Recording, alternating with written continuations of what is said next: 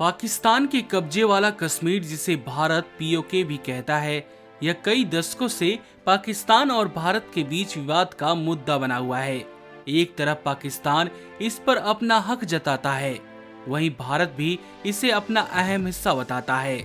दोनों देश इस हिस्से पर अपना हक जताते हैं, लेकिन इतने समय बाद भी आखिर दोनों देश के बीच यह मामला क्यों नहीं सुलझा है? क्यों दोनों ही देश इसे अपना हिस्सा बताते हैं? दोनों देश 3 बार 1965, 1971 और 1999 में युद्ध के मैदान में आ चुके हैं, लेकिन पीओके का मामला फिर भी नहीं सुलझा है। लेकिन चिंता मत करिए, आज हम आपको बताएंगे कि आखिर पीओके दोनों देशों के लिए गले की फांस क्यों बना हुआ है, और ये भी बताएंगे कि कैसे भारत आने वाले समय में इसे अपने कब्जे में ले सकता है। इन सभी बातों के जवाब जानने के लिए हमें इतिहास के पन्नों को टटोलना पड़ेगा। दरअसल भारत की आजादी से पहले भारत और पाकिस्तान 656 रियासतों में बटा हुआ था। आजादी के समय ब्रिटिश शासन ने इन रियासतों को उनकी मर्जी से दोनों देशों में मिलने का विकल्प दिया, जिस पर 505 रियासतों ने भारत में मिलने का फैसला लिया। वहीं कुछ ऐसे भी थे जिन्होंने किसी में भी जाने से इनकार कर दिया। जम्मू एंड कश्मीर, हैदराबाद और भोपाल इसका ही उदाहरण है। हम यहाँ बात करेंगे जम्मू और कश्मीर की। भारत ने शांतिपूर्वक हरि सिंह से अपील की थी कि वह भारत में शामिल हो जाएं, लेकिन उन्होंने इनकार कर दिया। यहाँ के राजा हरि सिंह ने जम्मू कश्मीर को स्वतंत्र रखने का फैसला लिया। वह इसे एक खूबसूरत देश बनाना चाहते थे।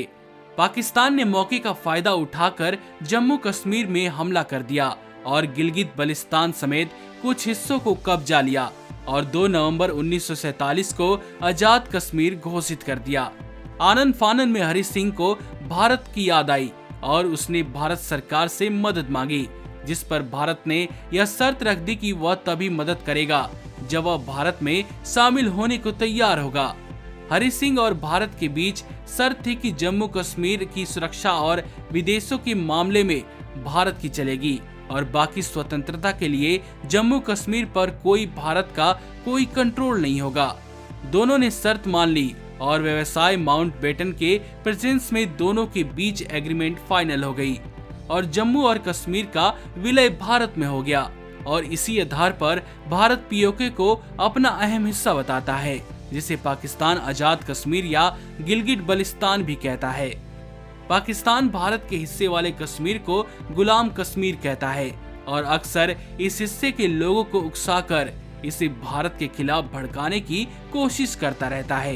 हालांकि बीते कुछ सालों में आर्टिकल 370 और 35 से हटने के बाद यहाँ पर शांति है और यहाँ विकास की बातें होती हैं, जिसे देखकर पाकिस्तान के हिस्से वाले पीओके यानी आजाद कश्मीर के लोग भी भारत में मिलना चाहते हैं।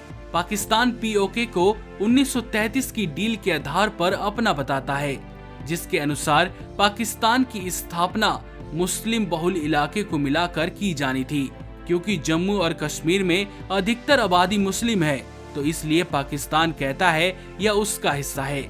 लेकिन भारत इस दावे को नहीं मानता, बल्कि वह हरि सिंह के साथ हुई संधि के आधार पर जम्मू और कश्मीर पर अपना दावा ठोकता है। पीओके को लेकर भारत काफी आक्रामक है।